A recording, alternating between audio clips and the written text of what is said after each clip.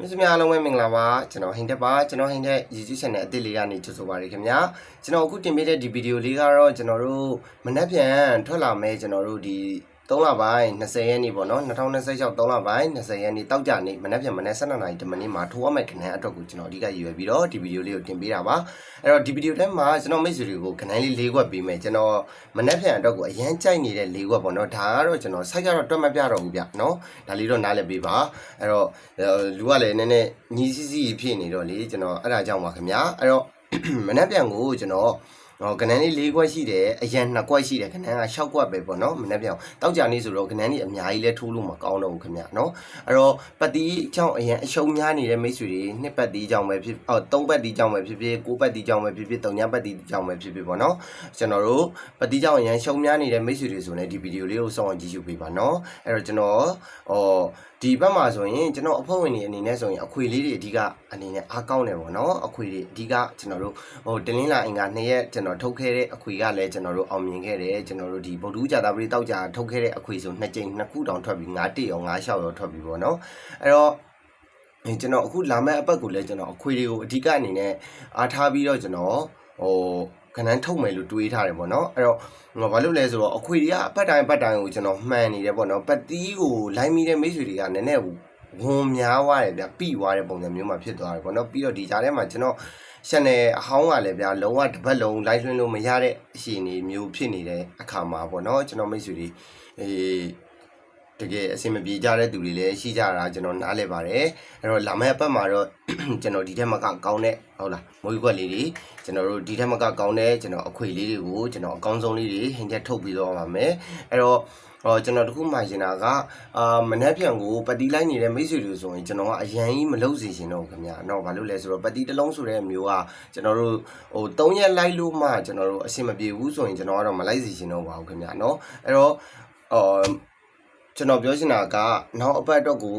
ဒီအပတ်မှာအရန်ကြီးစိတ်မလောပါနဲ့တော့နောက်အပတ်ကိုကျွန်တော်ဘလို့လောက်ရမယ်ဆိုတဲ့ဟာလေးကိုကျွန်တော်ပြန်ပြောပြမယ်ပေါ့နော်အခွေလေးတွေကောင်းကောင်းလေးပြန်ထုတ်ပေးပါမယ်အဲ့တော့ဒီဘက်မှာကျွန်တော်ထုတ်တဲ့အခွေတွေလည်းကျွန်တော်မိတ်ဆွေတွေသိပါတယ်ဘလို့အောင်မြင်သွားတယ်ဆိုတာပေါ့နော်အဲ့တော့မနေ့ပြန်အတွက်ကိုလည်းဒီကနန်းလေး6ကွက်ကနေပြီးတော့ကျွန်တော်မိတ်ဆွေမျာ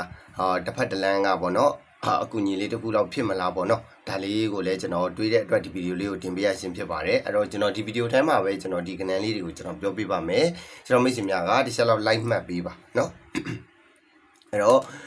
ကျွန်တော်တို့မနေ့ပြန်အတွက်ကိုကျွန်တော်တို့ကနော်အဲ့တော့ပြလိုက်တာပဲကောင်းမလားမသိဘူးเนาะကျွန်တော်မနေ့ပြန်တော့ကိုကျွန်တော် site လေးကိုတော့နည်းနည်းပြပေးမယ်ဗျเนาะအဲ့တော့ကျွန်တော်မိတ်ဆွေများကို site ကတော့ဗျာကျွန်တော်လေ site ကတော့ကျွန်တော်တို့ဝိုင်းချင်းတွေကတော့မနေ့ပြန်ကိုကျွန်တော်တို့ဒီ69ဝိုင်းချင်းတစ်ချက်ရှိမယ်69ဝိုင်းချင်း96ဝိုင်းချင်းနှစ်ချက်ရှိမယ်ဗျာအဲ့တော့ဒီ96ကို69နဲ့ကျွန်တော်တို့အတူတူပဲပေါ့နော်အဲ့တော့ကျွန်တော်တို့ဒီကျွန်တော်ကတော့ဒီ81ဝိုင်းချင်းတစ်ချက်ရှိမယ်ဗျဝိုင်းချင်းဒီကျွန်တော်တို့ဒီဝိုင်းချင်းနှစ်ချင်းဒီအပီးပေါက်ပေါ့နော်ကျွန်တော်တို့အဲ့တော့ကျွန်တော်မိတ်ဆွေများတစ်ချက်ကြည့်မယ်နော်အဲ့တော့ကျွန်တော်တို့ဒီဝိုင်းချင်းနှစ်ချင်းအပီးပေါက်ဖြစ်တဲ့အတွက်ပေါ့နော်ကျွန်တော်မိတ်ဆွေများဝိုင်းချင်းနှစ်ချင်းအပီးပေါက်ဖြစ်တဲ့အတွက်ကျွန်တော်တို့ဒီမှာပေါ့ဒီကျွန်တော်တို့မနေ့ပြန်ကိုကျွန်တော်တို့20ရက်နေ့ပေါ့နော်20ရက်နေ့3လပိုင်း2026ပေါ့နော်အဲ့တော့မနက်12နာရီ10မိနစ်အတွက်ပေါ့နော်12နာရီ10မိနစ်အတွက်ဆိုရင်ကျွန်တော်မိတ်ဆွေများမနက်ဖြန်အတွက်ကိုကျွန်တော်ကအဲ့ဒီကို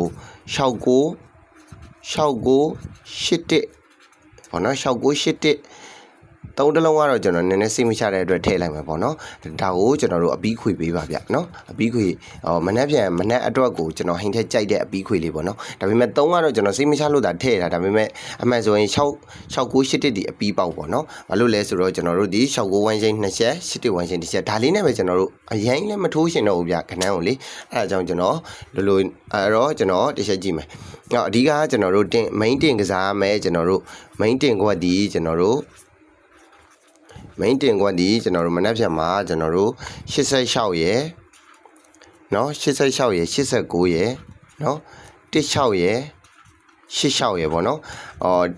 ်အပီးခွေအနေနဲ့ဆိုရင်လည်းကျွန်တော်တို့1686နှစ်ကွက်ကြံသေးတယ်ဒီအပတ်မှာမိတ်ဆွေများသတိထားမိလားတော့မသိဘူးเนาะဗုဒ္ဓကြာတာပရိတောက်ကြအတွက်ကျွန်တော်တို့နှစ်ကွက်တောင်ထွက်သွားပြီကျွန်တော်တို့အောင်မြင်သွားပြီပေါ့နော်အဲ့တော့ 16ရဲ့86ရဲ့ကနန်းက4ကွအဓိကကစားမဲ့4ကွပေါ့နော်အဲ့တော့အရန်အနေနဲ့ဆိုရင်ကျွန်တော်တို့3နဲ့ပတ်သက်ပြီးတော့ကျွန်တော်တို့ဟုတ်လား36တို့เนาะ39တို့ဒါလေးကိုကျွန်တော်နည်းနည်းထည့်ရန်စေခြင်းနဲ့ပြီးရင်ကျွန်တော်တို့69တို့เนาะ69ဒါလေးပေါ့နော်69တော့ကွပေါ့နော်ဒါလေးပါပဲเนาะမနေ့ပြန်တော့ကတော့ဟင်းတဲ့ကြိုက်တဲ့အရန်ကြိုက်တဲ့ဒီပြီးခွေတွေကကျွန်တော်ကြိုက်တဲ့ကနန်းလေးခုနကွက်ပေါ့နော်69တော့ကွက်ပါပါတယ်ဆိုတော့ခုနကွက်ဖြစ်သွားတာပေါ့အရန်ကိုမထိုးရှင်တောင်မှဒီအပေါ်က main တင်ကွက်လေးကိုထိုးပေးပါလို့ကျွန်တော်မှာချင်ပါတယ်ခင်ဗျအဲ့တော့ကျွန်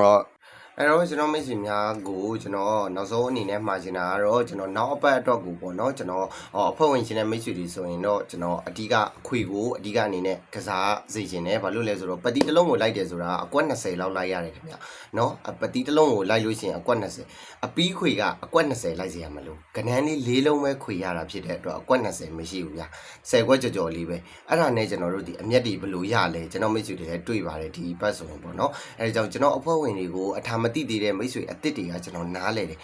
အထာတိတဲ့မိတ်ဆွေအဟောင်းတွေဆိုနောက်ဘက်မှာ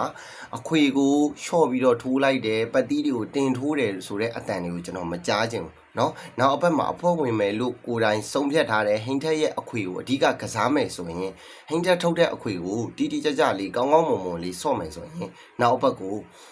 အခွေကိုအဓိကလုပ်ပါเนาะအခွေကအရန်ကြီးခဏန်းနဲ့မမြောက်ခဏန်းလေးလေးလုံးပဲခွေထိုးရတာဖြစ်တဲ့အတွက်ကျွန်တော်ထုတ်ရင်လည်းတစ်ပတ်လုံးမွေးခိုင်းတဲ့အခွေတွေမဟုတ်ဘူးကျွန်တော်2ရက်အတွင်းမှာလာရမယ်ဆိုအဲ့ဒီအခွေက2ရက်အတွင်းလာပါတယ်เนาะကျွန်တော်မေ့စီများ3ရက်အတွင်းမှာလာရမယ်ဆိုအဲ့ဒီအခွေက3ရက်အတွင်းလာတယ်เนาะအဲ့တော့ကျွန်တော်တို့ပတ်တီးတွေကကြတော့ဟင်းထက်ကမမှန်တာမဟုတ်ဒီအပတ်ကနည်းနည်းလေးတော့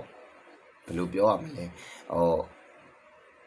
တော့စစ်ဆန်နေတယ်ဗျာပတ်တီးတွေကသိရမလားဘာကြီးမှလည်းမသိဘူးဗျာဒီလားအဲ့လိုကြီးထွက်စင်တွေကထွက်မှုတွေကအဲ့လိုဖြစ်နေတာပေါ့နော်ပြီးတော့ကျွန်တော်ကိုတိုက်ခိုက်တဲ့သူကလည်းရှိနေတာဖြစ်တဲ့အတွက်ဒီ channel အဟောင်းမှာလည်းကျွန်တော် report ထုခံလိုက်ရတယ်ပေါ့နော်အဲ့ဒါလေးတွေနဲ့ပေါ့နော်ကျွန်တော်စိတ်လည်းမကြည့်ဘူးဗျာအမှန်တမ်းပြောလို့ရှိရင်တယောက်ကကျွန်တော်မနာလို့လုပ်တယ်လို့ပဲကျွန်တော်ထင်တယ်ဒါပေမဲ့လည်းကျွန်တော်မြစ်တာပဲပို့ပါတယ်ဗျာနော်အဲ့တော့အဲ့ဒီကတော့ထားလိုက်ပါကျွန်တော် channel အဟောင်းကလည်းလွှင့်လို့ရတော့မှာဆိုတော့ဒီတလင်းဝင်နေလောက်မှာပဲကျွန်တော်ကလွှင့်လို့ရမှာအဲဒါကြောင့်မိတ်ဆွေများအဖွဲ့ဝင်ရှင်တဲ့မိတ်ဆွေတွေဆိုရင်ဒီစနေတနင်္ဂနွေနေ့မှာကျွန်တော်ဒီ channel အသစ်ကနေပြီးတော့ကျွန်တော်ပတိ site တစ် site ကတော့ကျွန်တော်ရှာပေးပါမယ်ဘာပဲဖြစ်ဖြစ်ပေါ့နော်ပတိသမားတွေကလည်းပတိပဲသဘောကျကြတာလीအဲ့တော့ဗုဒ္ဓမကျော်ပတိ site လေးကတော့ကျွန်တော် TV channel ဒီအခု channel အသစ်ကနေပြီးတော့ကျွန်တော်ဗီဒီယိုလေးတင်ပေးပါမယ်နော်အဲ့တော့နောက်တစ်ခုကဘာလဲဆိုတော့ဒီပေါ့နော်မနှက်ပြန်ကိုပတိလိုက်နေတဲ့မိတ်ဆွေတွေနည်းနည်းလေးview site လိုက်ပါတော့အရင်ကြီးမလုပ်ပါနဲ့တော့ကျွန်တော်ဒီလိုပဲမှာရှင်တယ်เนาะအဲ့တော့ကျွန်တော်ပေးတဲ့မနှက်ဖြတ်မှာအပီးခွေလေးရောဒီကျွန်တော်ကနန်း၄ခွက် main ၄ခွက်အရင်၃ခွက်ဆိုတဲ့ဟာလေးနဲ့ကျွန်တော်မိတ်ဆွေများမနှက်ဖြတ်မှာမျိုးမြက်ကလေးပေါက်ကြပါစေလို့ကျွန်တော်ဟင်းတဲ့ဆုတောင်းပေးပါတယ်ခင်ဗျာအားလုံးပဲကျမချမ်းသာကြပါစေမနှက်ဖြတ်မှာစိတ်ချမ်းသာကိုကျမ်းမာပြီးတော့ကျွန်တော်ထုတ်ပေးတဲ့ခဏလေးနဲ့မြတ်ကြပါစေခင်ဗျာကျွန်တော်အားလုံးကိုဆုတောင်းပေးပါတယ်အဲ့တော့ပြီးတော့နောက်တစ်ခုကဒီ channel အသစ်ဖြစ်တဲ့အတွက်နောက်ပိုင်းမှာကျွန်တော်ဒီ video ဒီ channel အသစ်နဲ့ကျွန်တော် run ဖို့ရှိတယ်ပေါ့နော်ဒါကြောင့်ဒီ channel လေးကိုကျွန်တော်မိတ်ဆွေဟင်းတက်ကိုရှစ်တဲ့မိတ်ဆွေတွေကိုလည်းမှာရှင်တဲ့ channel ကို subscribe လေးမဖြစ်မနေနှိပ်ထားကြပါကျွန်တော်လည်းအားလုံးကိုလွမ်းပါတယ် channel အဟောင်းမှာကျွန်တော် live လွှင့်လို့ရရင်ပြန်လဲဆုံတွေ့ကြပါမယ်ခင်ဗျာအားလုံးပဲကျေးဇူးတင်ပါတယ်နော် subscribe